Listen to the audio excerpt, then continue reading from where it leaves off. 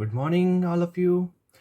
So, in the previous class, we have studied how to rationalize the denominator. We have seen rationalization of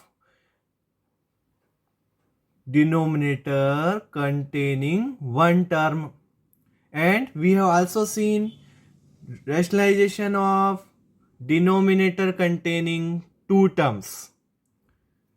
Binomial. Okay, that we have seen in the last class. Also, we have seen some properties of irrational numbers, that how to multiply, how to add, how to subtract, how to divide two real numbers, irrational numbers. That also we have seen. So let us continue our work, and today we are going to start exercise 1.5 that deals with this property of real numbers, irrational numbers especially, and rationalization. So it is very important topic, children. Rationalization, it will definitely come in exam. So this exercise is very important for us. So let us begin this exercise with question number 1. Classify as rational or irrational number. We have to classify whether the numbers are given to us rational or irrational numbers. So let us do question number first. 2 minus root 5.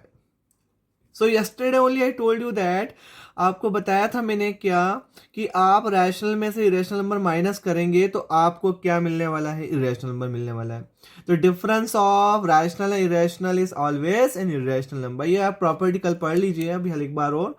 तो क्या हुआ, the difference of since difference of rational and irrational, rational and irrational is an irrational number. Therefore 2 minus root 5 is an irrational number. तो ये एक irrational number हो गया आपका. देखिए नेक्स्ट है हमारे पास, देखेंगे 3 प्लस रूट 23 माइनस रूट 23. अब पहले इसको सिंप्लीफाई करेंगे हम. अभी ये नहीं बोल सकते हैं जब तक हम इसका ब्रैकेट ओपन करके इसको सिंप्लीफाई नहीं कर देते तब तक हम बता नहीं सकते हैं कि रैशनल है कि इरेशनल है. तो आप देखिए रूट 23 से रूट 23 दोनों का सेम कोफिशिएंट है. यहाँ 1 है इसका कोफिशिएंट, इसका भी 1 है. प्लस 1 माइनस 1 कैंसिल आउट हो गया तो क्या आया, 3 आया. और 3 कैसा नंबर है बच्चों, द 3 इज रैशनल नंबर. तो 3 हो गया हमारा रैशनल नंबर हो गया. तो हम सबसे पहले we have to simplify it. हमको सिंप्लीफाई करना है. अब यहाँ सिंप्लीफाई नहीं हो पा रहा है क्योंकि यहाँ पे एक रैशनल है एक रैशनल है. सब्ट्रैक्ट करेंगे तो क्या आंसर आएगा, रैशनल ही आएगा क्योंकि अपन को रैशनल में से रैशनल सब्ट्रैक्ट करना है.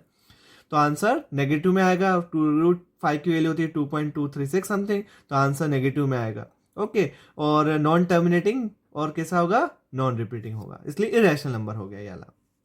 ये वाला तो सिंप्लीफाई होकर कट गया तो आंसर आ गया rational number.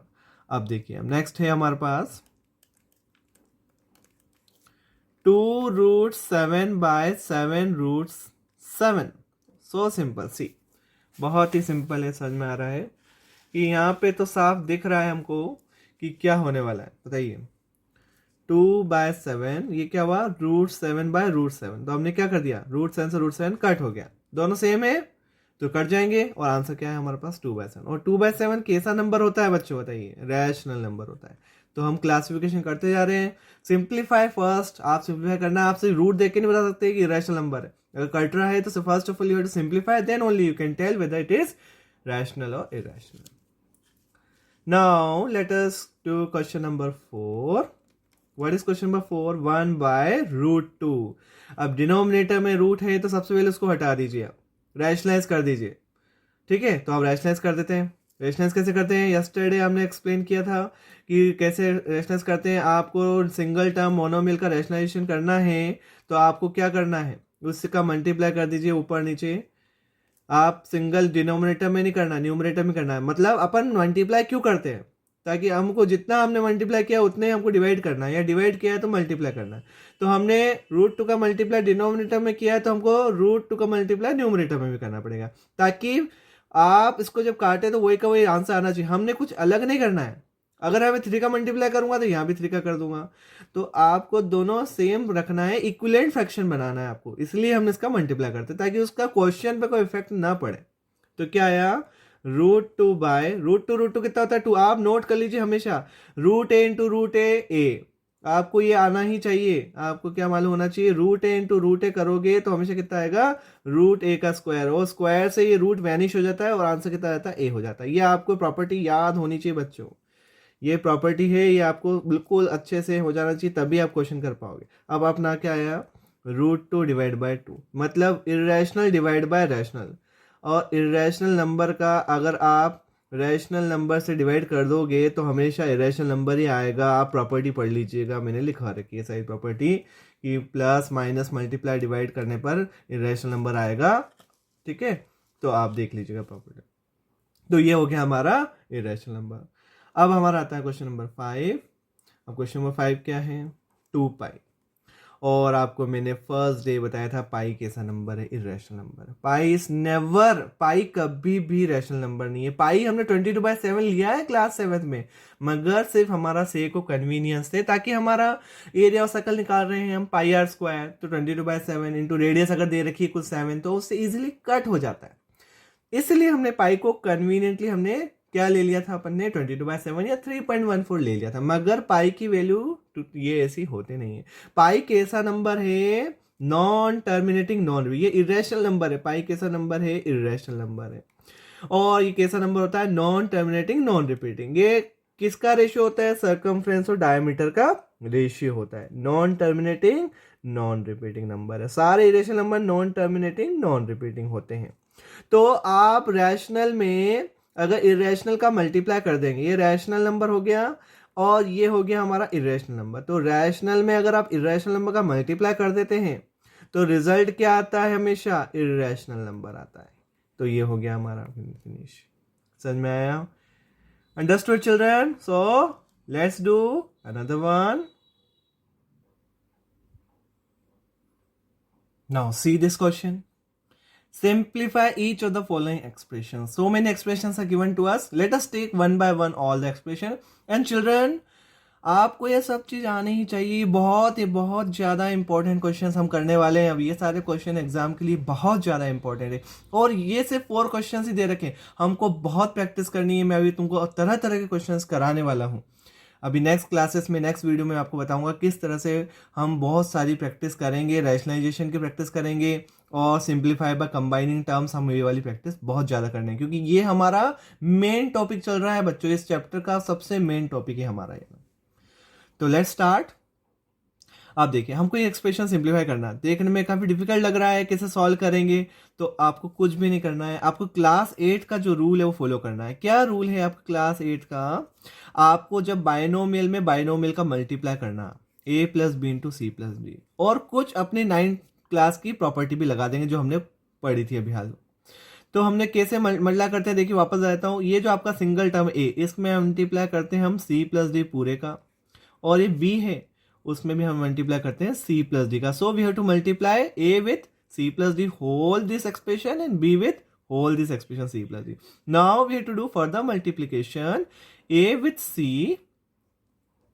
and a with d, then b with c and then b with d। तो हमको इस तरह से वी हैव टू मल्टीप्लाई, हमको ये मल्टीप्लाई करना पड़ता है। ये तो हुआ हमारा क्लास 8 जो हमने बताया था किस तरह से मल्टीप्लाई बाइनोमियल का बाइनोमियल में, या ट्राइनोमियल का ट्राइनोमियल में, बाइनोमियल का ट्राइनोमियल में। That you have studied in class 8 algebraic expression में, आपने पढ़ा चुके हैं मल्टीप्लाई का। ठीक है, अब हम आते हैं, अभी आपको कुछ 9th क्लास की प्रॉपर्टी भी लगानी पड़ेगी, जैसा मैं बताऊंगा आपको, बीच में बताता जाता हूँ। देखिए आप बहुत ध्यान से सुनिएगा इस चीज को।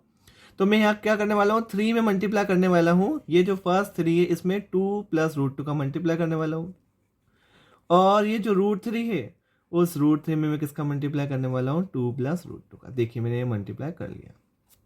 ठीक है, इतना मल्टीप्लाई करने के बाद आपको क्या करना है, फर्दर मल्टीप्लाई। जैसा कि ये प्रोसेस कंप्लीट हो गई हमारी, अब ये वाली प्रोसेस करते हैं।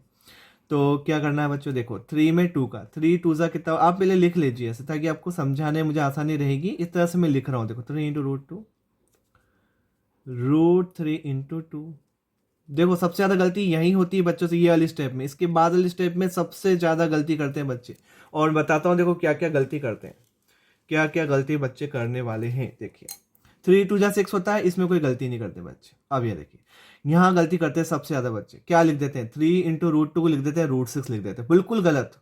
आपको मालूम होना चाहिए a × √b, अगर आप a में √b का मल्टीप्लाई कर रहे हैं तो आपको कुछ भी नहीं करना है, ऐसा कैसे रहेगा 3 √2, बस आपको मल्टीप्लाई का साइन हटा देता है 3 √2 हो जाएगा। आप बच्चे सबसे ज्यादा गलती यही करते हैं, 3 में √2 मल्टीप्लाई करना है, √6 लिख देते हैं या 6 लिख देते हैं, गलती हो जाती है। अब यहाँ भी यही गलती सेम दोहराते हैं, देखो √3 × 2 तो √6 लिखते हैं, ऐसा नहीं करना है। आपको क्या लिखना है, सबसे पहले नंबर पार्ट लिखना है, उसके बाद आपको ये रूट वाला पार्ट रेडिकल साइन वाला लिखना है। ध्यान रखना, सबसे पहले नंबर पार्ट आता है, उसके बाद रेडिकल वाला। रेडिकल मतलब root, square root, cube root, ये सब रेडिकल होते हैं। ये जो साइन होता है आपका, ये रेडिकल का साइन होता है, ये रेडिकल है, इसको हम रेडिकल बोलते हैं। ये साइन होता है, ये अभी स्क्वायर रूट है। यहाँ पे अंदर क्या डिफाइंड है, अंदर 2 है। आपने क्यूब रूट पढ़ा क्लास 8 में, ये क्यूब रूट का सिंबल है, अंदर 3 होता है। अगर कुछ नहीं होता है मतलब क्या है, उसके अंदर 2 है, उसके अंदर 2 होता है, कुछ नहीं होता है तो। और 2 को लगाते नहीं, रिप्रेजेंट नहीं करते, डायरेक्टली लिख देते हैं कि 2 होता है रेडिकल साइन में, ठीक है। तो हमारा रेडिकल साइन स्क्वायर रूट कैसा हुआ, ऐसा, ये रेडिकल साइन हुआ स्क्वायर रूट का। तो आपको यहाँ क्या करना है, √3 में 2 को मल्टीप्लाई करना है। तो कैसे मल्टीप्लाई किया, आपको नंबर पार्ट पहले लिख लिया, ठीक है।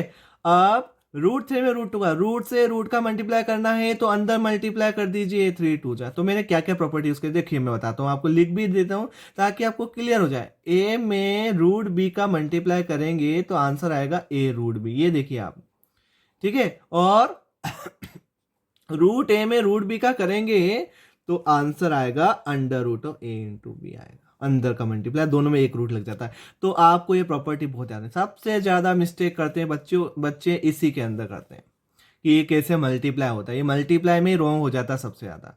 तो आपको ये गलती नहीं करनी। तो देखिए मैंने क्या करा, a×√b, a√b और √b×a। आप ये मत समझने सही है, वो एक ही बात है। √b×a लिख दूंगा तो भी आंसर तो उतने आएगा, a√b आएगा। तो ये कम्यूटेटिव प्रॉपर्टी फॉलो करते हैं, a×b = b×a होता है, ठीक है। तो ये हो गया हमारा। अब हमको लाइक टर्म्स ढूंढने हैं, कोई लाइक टर्म्स है तो ठीक है, और नहीं है तो एज इट इज आपको छोड़ देना है। तो 6, अब बताइए √2 का कोई साथी है क्या, ये 3x मान के चलो, देखो 3x, तो ऐसा आपको ढूंढना है, √2 कोई और है क्या, नहीं है, तो ये ऐसे ही रहेगा। अच्छा √3 का भी देख लीजिए, कोई है मेंबर इसका, कोई जान पहचान का, इधर नहीं है, 1 2 तीनों में से देखिए, नहीं है, कोई भी नहीं है, तो ये भी एज इट इज रहेगा। और √3 × √2 कितना हो गया, √6 हो गया, ये बाहर नहीं निकल सकता रूट से, क्योंकि एक एक ही पेयर है दोनों का, एक एक ही मेंबर है दोनों के, तो बाहर नहीं निकल सकता, ये आंसर क्या। आप ये मत समझना कि 6 और √6 ऐड कर देंगे, बहुत से बच्चे इसको भी ऐड करके √12 लिख देते हैं, ऐसा कभी नहीं होगा। प्लस में rational number, irrational number plus में से ऐड हो ही नहीं सकते आपके। तो ये हो गया हमारा आंसर, ये सिंप्लीफाई हो गया आपके कंबाइनिंग लाइक टर्म्स कम हमने करके, और लाइक टर्म्स कुछ थे ही नहीं, तो ऐसा कैसे रहा ये। अंडरस्टूड।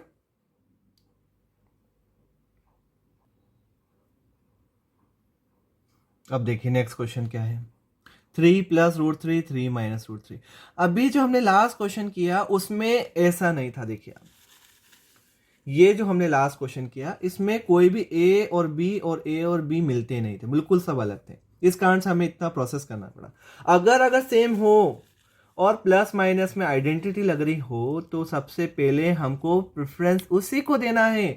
आप a से मल्टीप्लाई मत करना जैसा ऊपर दे रखा है। तो आपको कैसे मल्टीप्लाई करेंगे बच्चों, देखिए ऐसे केस में आप देखिए a + b और a - b सेम है ना, देखो आप a 3, ये और भी 3, ये b√3, यहाँ भी √3, और क्या डिफरेंस है, प्लस और माइनस का डिफरेंस है।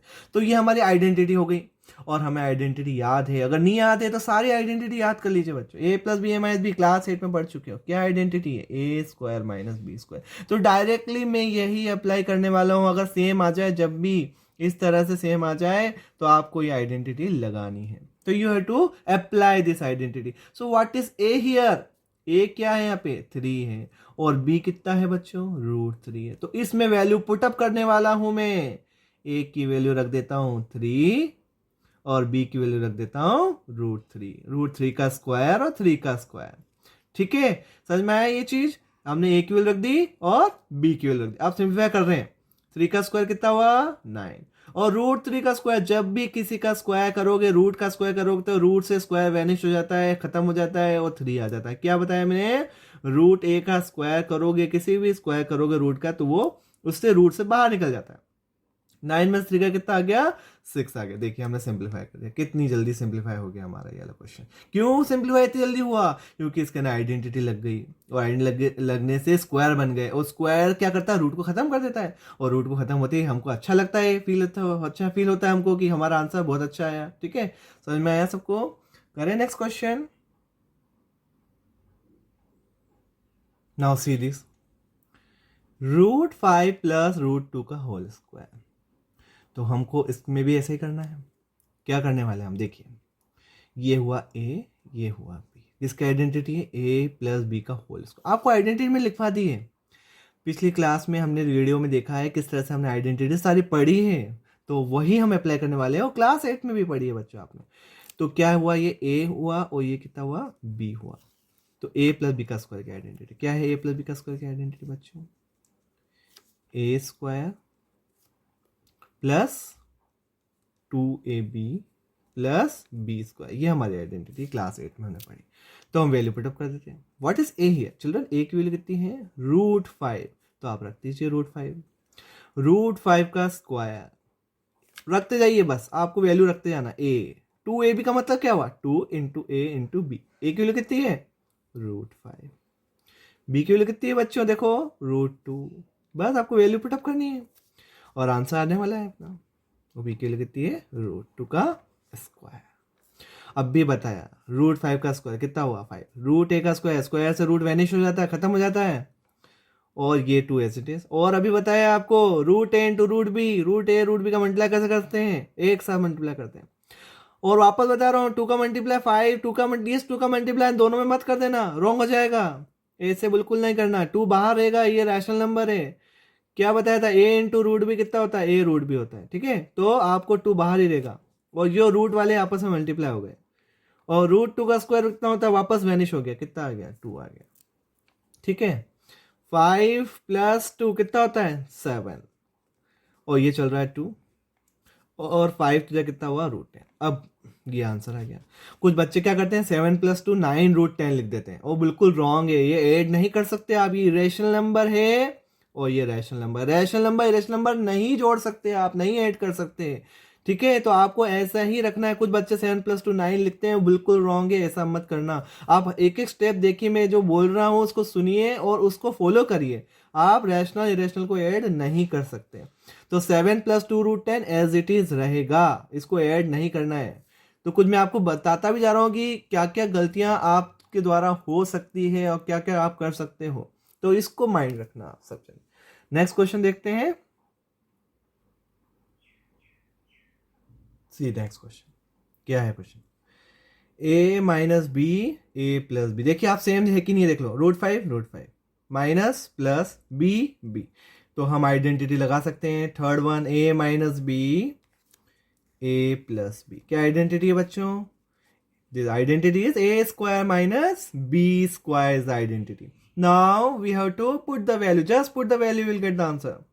What is a here, √5, तो √5 का square. What is b here, √2, तो √2 का स्क्वायर। √5 का स्क्वायर कितना हुआ, 5, √2 का स्क्वायर कितना हुआ, 2, √a का स्क्वायर कितना होता है, a, तो 5 में से 2 का कितना आया, 3। So simple question see children, understood. Now see the next question. Recall that pi is defined as the ratio of circumference, say C. What is given to us? Pi is given to us circumference of circle to diameter. Circumference C, diameter D. Now that is pi equals C upon D given to us. This seems to contradict the fact that pi is irrational number. अब आपको इससे देख के लग रहा होगा कि circumference upon diameter तो rational number नजर आ रहा है, बट ऐसा नहीं है। There is no such contradiction children, right? There is no such contradiction. ऐसा क्यों नहीं है, देखिए बताता हूं। देखिए आप क्या करना है आपको, सर्कमफ्रेंस। अब एक बात ध्यान रख लीजिए, जब भी हम स्केल से कुछ चीज मेजर करते हैं, मान लीजिए ये सर्कल है, अब ये सर्कल को आपको मेजर करना है। जैसे मान लो यहाँ से एक पॉइंट चालू किया मैंने, और सर्कल सबसे सर्कल को मेजर तो आप स्केल से कर नहीं सकते, तो हम कैसे करेंगे, एक थ्रेड लेंगे और थ्रेड लगा के इसके ऊपर लगाएंगे, एग्जैक्ट लगाएंगे, और फिर हम इसको स्केल से मेजर करेंगे। तो वो आप जो लेते हो वो एक अप्रोक्सीमेट रैशनल वैल्यू लेते हो, मतलब 2.3 ली या 5.7 आया, कुछ भी आया तो अप्रोक्सीमेट होता है। जैसे ये स्केल हुआ, ये 0 हुआ, ये 1 हुआ, और 2 हुआ, और ये 3 हुआ। अब देखना, मेरी बात सुनना। जैसे आया, मान लो आंसर इसका अपने सरकमफ्रेंस निकाला और वो आया 2 3 4 5 6 7 8 9 10। अगर मैं देखें 2.3 आता है, सपोज करो 2.3, तो ये हो गया 2.3। तो आपका क्या एग्जैक्ट आता है रैशनल वैल्यू? पूरा नहीं आ रहा है, मतलब वो नॉन टर्मिनेटिंग नॉन रिपीटिंग होगा, मतलब उसके अंदर वैल्यू आपको दिख नहीं रही है, वो रिपीट हो जाएगा, बहुत ज्यादा आगे चलता जाएगा। हमको कोई पर्टिकुलर वैल्यू हम निकाल ही नहीं सकते स्केल से। तो सरकमफ्रेंस या डायमीटर में से, दोनों में से, या दोनों ही इरेशनल नंबर हो सकते हैं। ठीक है, therefore we can say, what we can say, there is no such contradiction. And when we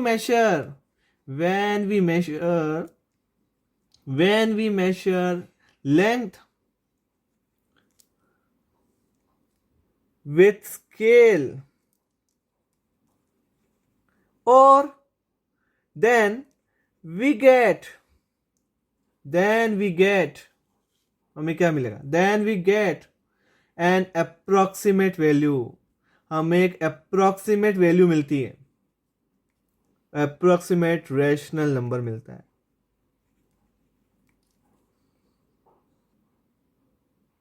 then we can say, तब हम कह सकते हैं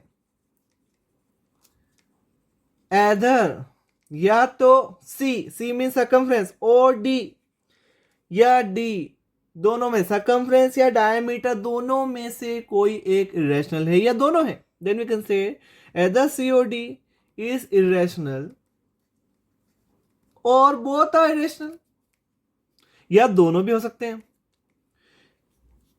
आपको जो मेजरमेंट कर रहे हैं आप स्केल से, वो एक अप्रोक्सीमेट रैशनल नंबर बता रहा है, एग्जैक्ट नहीं बता रहा है कि 2.3 एग्जैक्ट है, वो आसपास, बिल्कुल उसके आसपास होगा। ठीक है, so in this way we can say that pi is, therefore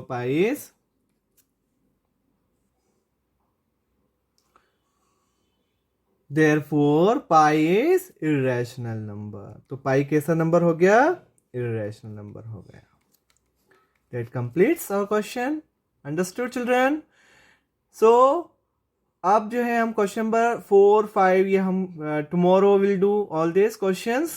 And so have you understood all the things? So keep on practicing, children. Thank you so much for watching this video.